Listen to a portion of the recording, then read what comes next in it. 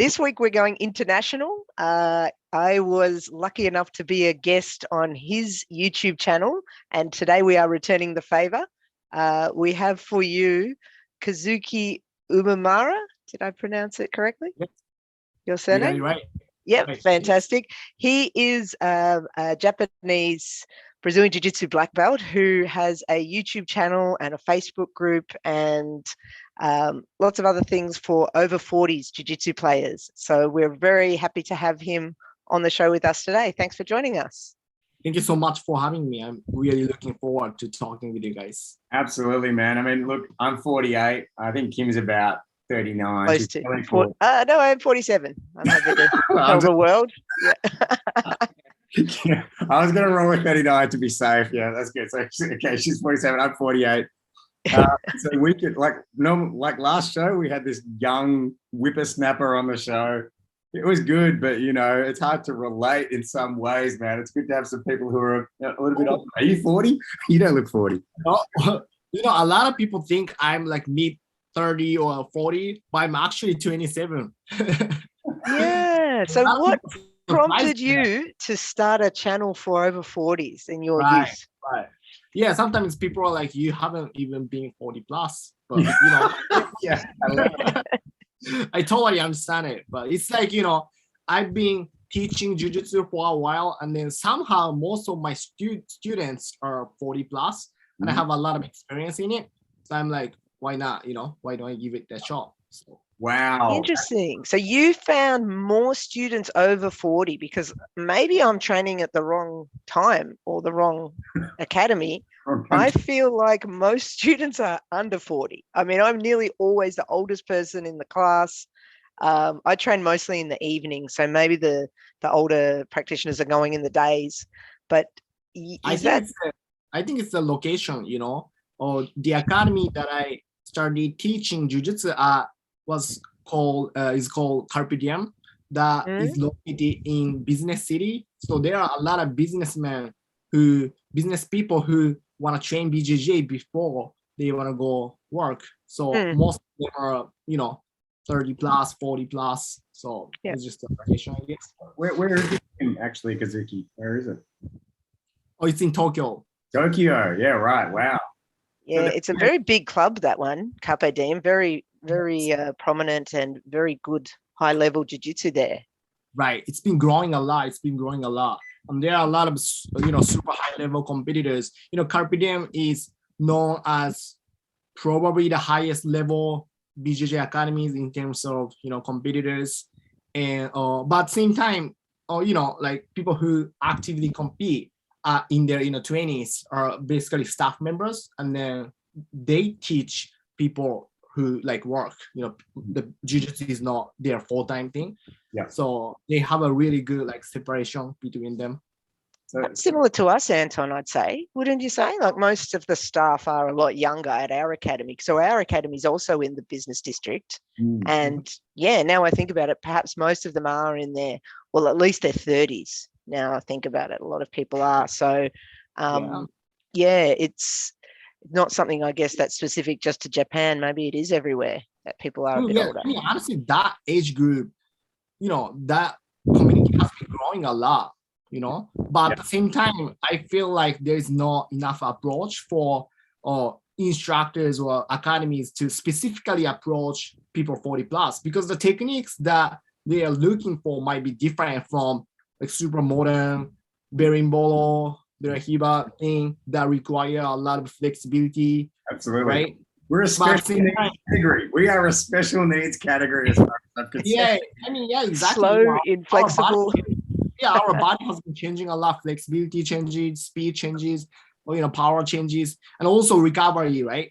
And I feel like most of academies don't provide enough information on recovery methods. So, you know, that's something I can do online too.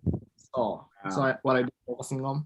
Good on you, man. And what about like the competitive, like in your club, just because I'd really love us to dive into some of your methods and advice, etc. But like in our gym, I would say that the older people, the more distinguished people like myself and Kim,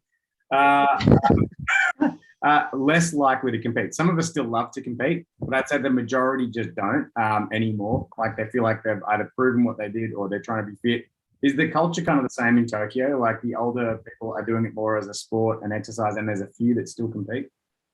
Yeah, for sure. I mean, most of practitioners 40 plus, they just go there to enjoy, just to be one of the things they do in their daily life. So, most of them don't compete. They just go there to enjoy. Yeah. And what sort of things then do you suggest for older practitioners that are better for them? So when people that may not, our listeners that may not perhaps know your channel, are you looking at specific techniques, or do you modify the techniques, or how do you approach it for older people? So the very first thing I always emphasize is, flexibility and safety. Those are the two things they really have to mainly look at when it comes to finding the, proper techniques that fit them. So I usually recommend things like lasso guard, right? Because lasso guard doesn't require a lot of flexibility. It's very easy to do guard retention as opposed to like spider guard, the hip guard, in which you sometimes have to get the leg around to stop the guard pass. That requires some flexibility. Or close distance game, like close guard, half guard, or when it comes to the top, you can do a lot of like a double under, over under, knee slice pass if their knee is not injured. So those close distance pass, and then some open guard that doesn't require a lot of flexibility. Those are the techniques that I always recommend to them.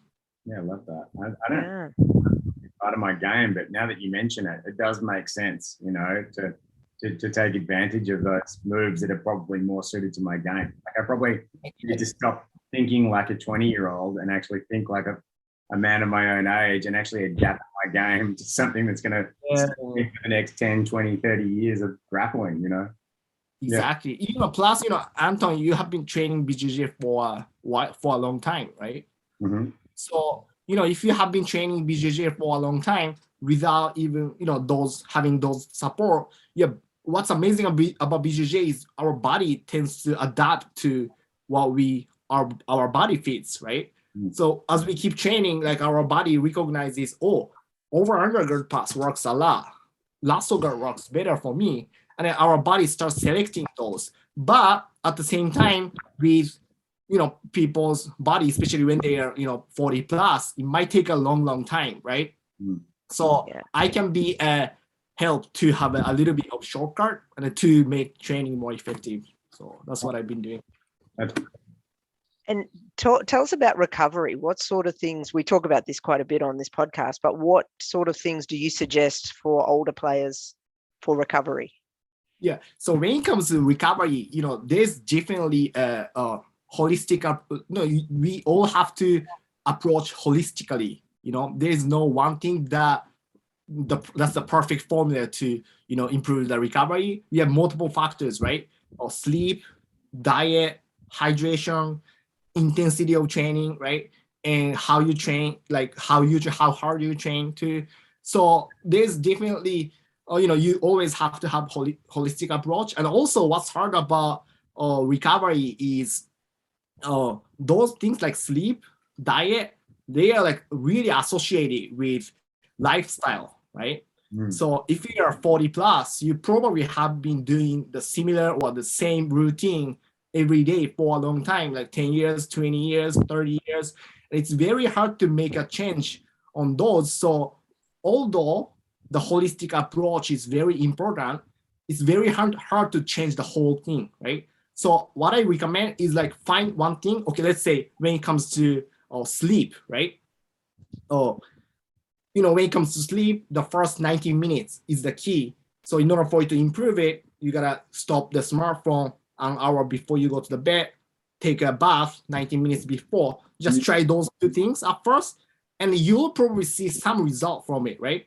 And your body recognizes it. Okay, this has me actually working. So once you do that, you'll be like, okay, this is great. So why don't I try one more thing? I already got this routine. So why don't I try new things? So I always recommend to do like pick one thing, whatever you want to do, whatever you find it easy to change first, and then start from there and go on and try new things from there. Yeah. Yeah. No, that sounds great. No, I definitely agree with that. Yeah. And tell us about Japan. So here in Australia, well, certainly in Melbourne, there's been, I guess, a bit of a drop off in numbers of our members post COVID, since COVID's, lessened and gyms are back open again. Is it the same situation there? Has there been a lot less, or is the uptake still pretty good, or how's things looking in Japan? So the academy I used to work for, Kapadim, I already quit the academy to become independent. So I'm not there anymore. But I was there, when COVID was happening. But actually, for specifically that academy, somehow we got more members. Wow. Yeah, I don't know why. I guess it's just people are looking for the third place, right? Like Japanese culture is very like, I kind of feel like there's like, if you are married and if you have a kid, like you basically do everything together. I don't think it's a Japanese thing, but people always go to the work. That was the second place. So that was kind of like a little bit of like escape from the family. They have to be together all the time, right? Yeah. And then they come home and, so they kind of that's got a little bit of good separation, but because of COVID, they have to stay at home all day. I see. So they are looking for something to escape for like 2 hours, right? I don't know if it's appropriate to say escape, but that's what that is. More people study it. But I don't know, for other academies in Japan, I guess just like in Australia, I think the less member have been training BJJ, I guess. I don't know. So you guys had a lockdown too, though, right? And then and when you did, the gyms were closed, I presume. So, and you're saying you had the lockdown, the gyms closed, and then they reopened with more members. Amazing. That's pretty. Yeah, that was surprising actually. Yeah. I think we're getting back to normal numbers again now. I feel like we are. Yeah, slowly. But a lot of people have dropped out. There's a lot of people that haven't returned. I think maybe people a bit nervous about the close contact, etc. And you mentioned about the work there. So I traveled to Japan myself about 5 or 6 years ago, and I was really taken, and I'd heard about it a lot with the culture, the work culture. How is it there with training jiu-jitsu? Like, from what I saw, people work crazy long hours. I mean, are the classes scheduled to be, starting at 8 p.m. or how does it work? That's a really great question. That's a really great question. Yeah, people work hard in Japan. You'll be surprised. People work freaking like 8 a.m. to freaking like 10 p.m. Yeah. There's people actually literally die from it. Yeah. So, when it comes to jiu-jitsu, after they work until like 8 p.m. And then, what's funny is most of classes, BJJ academies, they usually start around like 8:30 or 9 p.m. So they just, bring all the, workout clothes, or like jiu-jitsu gi, they just take it to the work and they just bring it to the jiu-jitsu academy. And then they, train until like 10:30 or something, and they go home. Yeah, and then get to bed midnight, then get up 5 a.m. and go back to work the next day. Exactly. Or what a lot of BJJ academies in Japan have been starting is morning classes. The classes are like 5 a.m., 6 a.m. 10 years ago, all the BJJ academy owners, they were like, even if you do jiu-jitsu 5 a.m., nobody is gonna come. But actually, that culture has been, getting a little bigger and bigger. I kind of feel like more people have been joining morning classes, 6 a.m., 5 a.m., 6 a.m., 5 a.m., so that they don't have to, go to the academy after. Yeah, and is there a lunch class culture? Lunch? I've never heard of it, but I don't know. Maybe is that the thing? Yeah. Most of my in Melbourne, in Australia, it is big. Yeah. Like the class is like 60 minutes, 90 minutes. Yeah. 60 minutes. Yeah. So people take a break in their lunch break and come and train jiu-jitsu and then go back to work. Yeah. That's interesting. Australians are very, very lazy, man. Very, very lazy. Well, they still go to jiu-jitsu. Yeah. No, wait, so lazy when it comes to working. Sorry, I should rephrase that. Not when it comes to living life. We're very fanatical about living our life, but when it comes to working, very lazy. We have a lot of holidays we probably don't need. Wait, so in Australia, so working culture, you guys have like 19 minutes, 2 hours, like lunch break. Not not theoretically, depends on your workplace. I guess the standard is sort of 60-minute lunch break. Right. Personally, for me, I don't attend a lot of lunch classes, and I've often wondered the people that go to them must have very understanding employers, because it's at least 90 minutes. I mean, yeah, by the time you get to class and then change after class and get back to your workplace, it could be 2 hours. Yeah, so maybe that won't be taken up in Japan, Anton.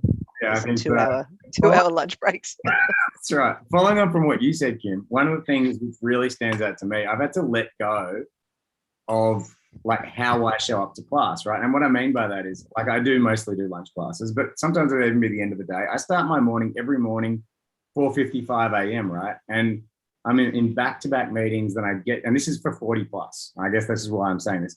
Then I get to the mats, and like up to 1 minute before I'm on the mats, I'm in serious calls, solving serious problems. Like, I love my jiu-jitsu. It's a release.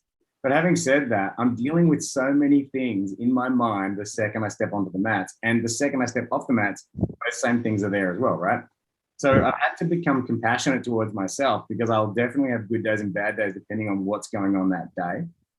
That's true. Do you cater for that sort of stuff? I mean, when you consider, as Kim pointed out, the crazy work hours, like, these people must be dealing with incredible pressure when they step on the mats. And, you know, what are they like? Are they connected to, do they seem present? Do they seem distracted? What are they like? It's you know, the thing about me is I used to work for a company, like a regular company. I used to work as a sales for the it's called Recruit. So it's a parent company of Indeed. So I used to work for, like, you know, big company that has got a really like a strong, like, you know, in which you really have to work hard, right? So I had to work like 10 hours, 11 hours. And after that, I went to Jujutsu. To me, I really couldn't do it. Like you said, my mind was still thinking about all the tasks that I had to do, right? So I really couldn't switch my mind. But I think the thing is, when it comes to Jujutsu is like an active meditation, right? Like when you drill or when you spar, you cannot think about anything else, because you cannot think about it when people are actually trying to choke you out, right? So, you know, maybe like first 20 minutes, 30 minutes, we keep thinking about it. But I guess as time goes by, that's going to be like a actual meditation that you are not going to think about anything else, I guess. Yeah, I love it. Yeah. And tell us about you, Kazuki. So how did you discover Jiu-Jitsu? How did you get into it? Yeah. So I started BJJ when I was 18. But before that, I used to be a professional boxer. But in boxing, my retina got detached. I think that was this one. My retina got detached. So I kind of started seeing some like a black dot flying in my eyesight. But I still have it sometimes, but you know, when I talk with someone boring, I just keep looking at it. And then, yeah. Are you looking at it now? I hope not. Yeah. Yeah, I mean, you know, that's a moment, you know, I had to quit boxing, but I still love the concept of combat sports, how exciting it is. And I found out Brazilian Jiu-Jitsu. And also, you know, I think, you know, most of strikers can relate to it. But when we train striking, we always have the feeling like, what if some people take me down, right? And it's same as Jiu-Jitsu fighters who have never trained striking. We always have, what if people punch my face, you know, fight my finish, right? So I always had that in my feeling. So I thought that was the, you know, best timing for me to go, okay, I really want to start BJJ. And then I found an academy called, you know, Nova Union, right? Nova Union, right? There's a Nova Union Japan close to my house, so I started BJJ there. But I decided to go to a university in the US. Somehow, like someday, I'm like, I just want to go to the US. So I left there and I joined Carson Gracie team. It's called Marcelo Alonso Academy. Amazing. So you spent time in the US training? Yes. Wow. Around like 5 years or something. Because, you know, the first year, you know, I went there with no English, right? Like all I could say was like, hi, Kazuki, Kazuki, yes, no, right? That's all I can say. Yeah. So I went there, and then for first year, I just kept studying English, and I kept talking to people on the street too. I was like, hey, stop, Japanese, no English, 10 minutes, talk, you know? Wow. But, you know, people living in Seattle, they are nice. They actually stop by, you know? At first, they always have kind of super suspicious look at first. But after that, they actually have conversation. That's how I improved my English. And I stayed there the next 4 years, going to a university while training Jujutsu. So I was there for 5 years. You're so courageous. So you're telling me you stopped strangers to practice your English, and that is like, I've never heard of anybody doing that. Like, how did you even build up the courage to do that? Where did you learn? Where did you have that idea? Like, how does that work? I think it's just my personality, you know. Like, I think I have been definitely weird, you know. I definitely think of myself weirdo, but we're all a bit weird that do jiu-jitsu. Let's face it. Right. Yeah, it's kind of. I kind of feel like when it comes to language, speaking, like having conversation is definitely the only way to improve, right?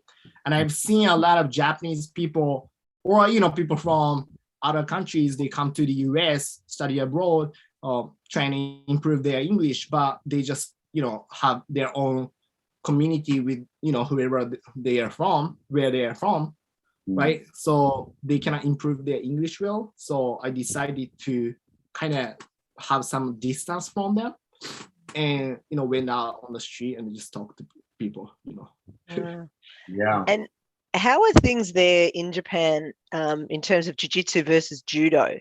So I mean, I read the Drysdale Closed Guard book last year that talked a lot about the origins of Brazilian jiu-jitsu and how I guess the Japanese culture really influenced it. And I'm just interested to hear from someone from Japan, how is it today in terms of judo versus Brazilian jiu-jitsu? So, first of all, jiu-jitsu is not as famous or well-known or as popular as people think it is in Japan.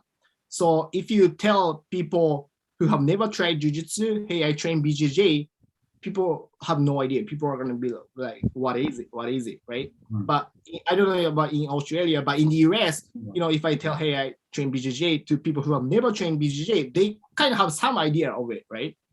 Like Japan, it's never like that. But when it comes to judo, we all know it because all the junior high school, all the high school PE program have judo program, right? So we all have to go through it. Judo Olympic team is strong in Japan too. So judo is probably like 5 more times popular. So jiu-jitsu is, something that started recently, and the community is very, very, very small. Are you how trained are you in judo? Are you trained at all? Are you a double? Are you a double? I do a lot of like foot sweep or like seoi sweep, seoi takedown. And plus my hand fighting is very close to judo, so a lot of people think I used to train judo. Like plus I'm kind of a little big in Japan, so people are like, hey, you used to train judo. I've never trained BJJ jiu-jitsu. I just trained judo in PE class, but I still say yeah I've trained judo. And people our coach Tiago, he is just recently become a judo black belt as well, so yeah, he's a BJJ and judo black belt, and we've got a couple of them on the show, and I think it's a great marriage of arts to have those two, black belts, because then, you get the takedown and then you get, I think it's a really great. Yeah. Do you guys train judo? Like in Australia, is judo a big thing, like big deal in Australia? I wouldn't say it's as big as jiu-jitsu. I'm not sure. I don't have that much experience with it. Many jiu-jitsu clubs do have judo classes, or I know that our club will often, some of the techniques are quite judo-esque, but I don't know that certainly it's not as big here as what it would be in Japan, that's for sure. It kind of peaked. Like basically, judo is what I grew up around. There was no BJJ when I was growing up, and all the kids were doing judo or karate or taekwondo, pretty much, or some sort of taekwondo, kung fu. But, I think it kind of peaked. And then obviously there is a progression in judo, obviously into Commonwealth Games or Olympics or whatever else. Like it is a much more internationally recognized kind of sport. So I think it was attractive, but then also our judo here has a bit of a reputation for just being a bit of a political kind of minefield. Like it's really full on if you do judo. You have to go through so many hoops, etc. Whereas jiu-jitsu is so laid back, you know? It's like you show up if you want, if you don't, doesn't matter.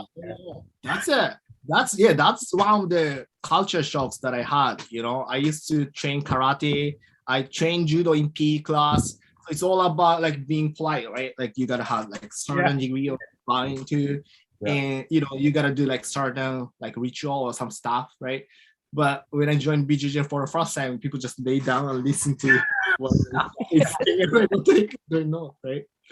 Absolutely. And would you say, Kazuki, are there any other differences between the US and Japan in the teaching style? Going back to the judo, for instance, is there more of a maybe judo focus in the techniques that are taught in Japan versus the US? I think the thing is just because of Jujutsu history is not that long in Japan, most of the instructors who have black belts, they either transited to Jujutsu from Judo. So I kind of feel like somehow, you know, Judo population has been very big in Japan. So I guess most of practitioners have some Judo background.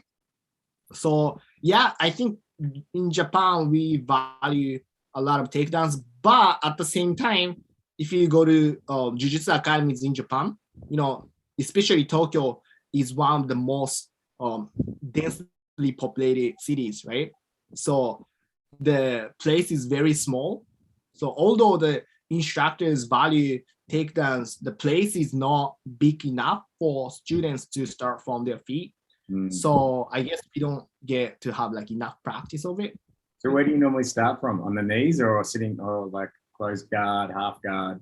Like like some of the coaches around here say you never start on the knees. You know, there's a bit of a thing about that. Yeah. Where do you guys start? Right.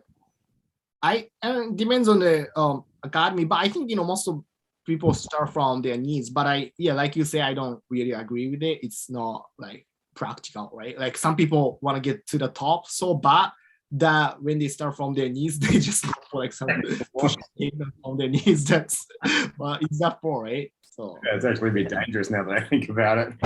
I just it is. want to quickly share my screen and run through your YouTube channel and your Facebook for any of our listeners who want to kind of, you know, just know about what you're up to. So I'm just having a look here. Maybe we'll go to the videos, but this is your YouTube channel. So thank you so much. Yeah, no, thank you. So I see in there, Kazuki, you've predicted Gordon Ryan to sub Galvao in their super fight. Hopefully Gordon Ryan happened to watch this and he gets upset and he exposes this YouTube channel. I see. Yeah, actually, one of the things I want to say is like you do have quite a lot of views on some of these. It's really kind of obviously a developing channel.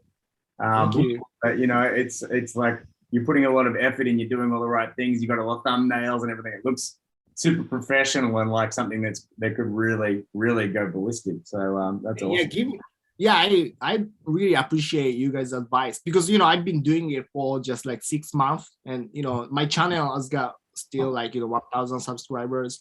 So, you know, if you guys have any advice, you know, I think it's still more than us though, Anton. We've been doing it for 2 years, but Kazuki actually has more subscribers than us. That's right. I think there's a lot of people that listen on our different platforms. Maybe our problem is we don't have it all in the one place. Yeah. We've sort of spread ourselves fairly maybe thin. I don't know, because we're on all the podcast platforms. Yeah. Do you put your podcasts in here as well, or do you just put your instructionals? I haven't done. I don't have any podcast account. Yeah. I think it's because most of my videos are, you know, I've got like visual aids, right? So only like interview series, like Kim's interview, I think it's up there. I think that was very recent. The interview about a month ago. Yep. Yeah. I think those things like we actually can do just the podcast, I guess. Yeah. Awesome, man. What I've been watching lately is Twitch streamers and how Twitch streamers take advantage of like their streams and their podcasts and whatever. And then they chop it up and make really effective YouTube clips. And yeah, I am learning a lot. Like, although we're not doing it with our podcast yet, I'm just, most people are masterful in developing, like, 100,000 plus watchers and listeners and all that sort of stuff. So I'm definitely looking. And then we should have a Facebook page here as well. Kazuki's BJJ for 40 plus private group. So it's got, nearly 2,000 members in there. And I can see that you've got posts like the best game for older practitioners and, good stuff in here. So, and definitely a group I enjoy being part of. Let's put it that way. So yeah, thank you for sharing stuff. I really appreciate you guys introducing that. Yeah, so much. We're nearly out of time, but Kazuki, before you go, I wanted to ask your opinion about no-gi for over 40s. I guess primarily a lot of your YouTube content is with the gi. Yeah. What are your thoughts or what suggestions do you have for over 40s players for no-gi? I think if I make the answers short, if you don't have any injuries, you should train both.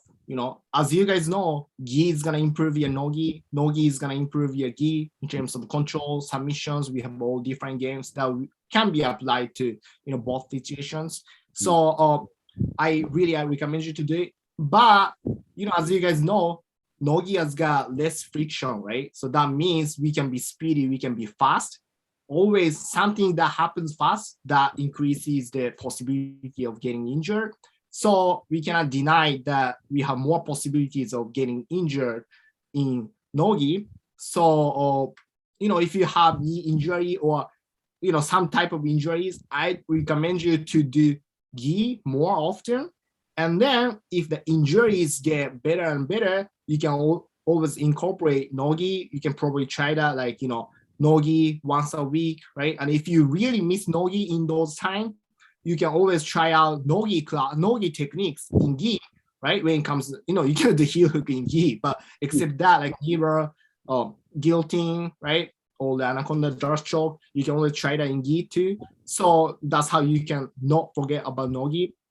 So always, look at your body condition and then try to balance out. There should be a good balance or equilibrium that you can have. So yeah, try it out. Yeah, that's great advice.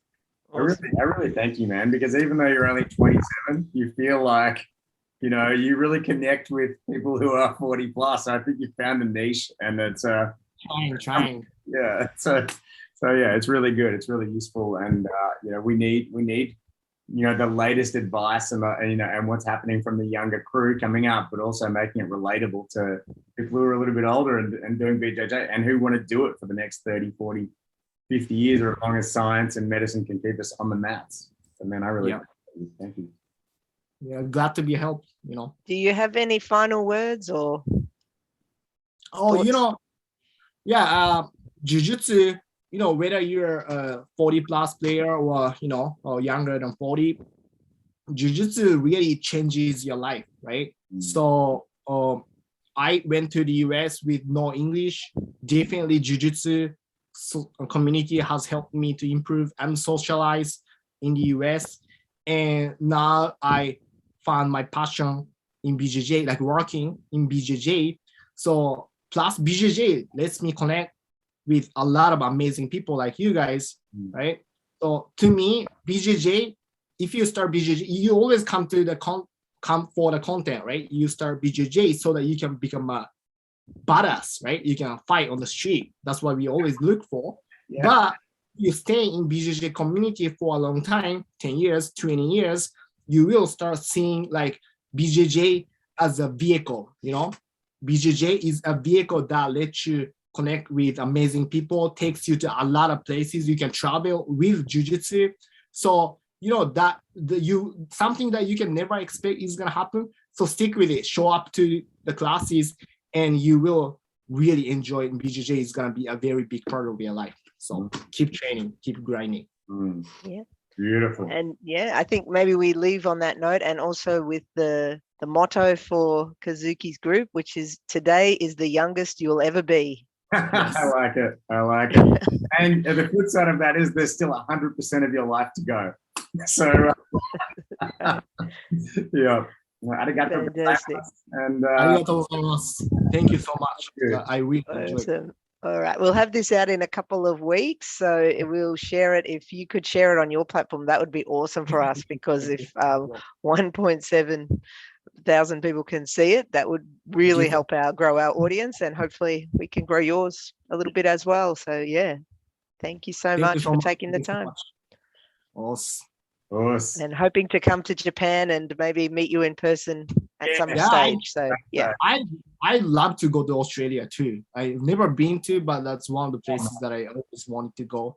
So we should all train together someday for sure. Please come. Yeah, Yes, I live really for sure. close to the gym, man. You're welcome to stay here. We've got a spare room, so whenever you come to Australia, be my guest. That's Come gonna to be Melbourne. Yeah, our borders are open. Okay. Cheers. Thank you again, and we will see you hopefully soon. Thank you so much. Awesome. Thank you. Yes. Bye bye.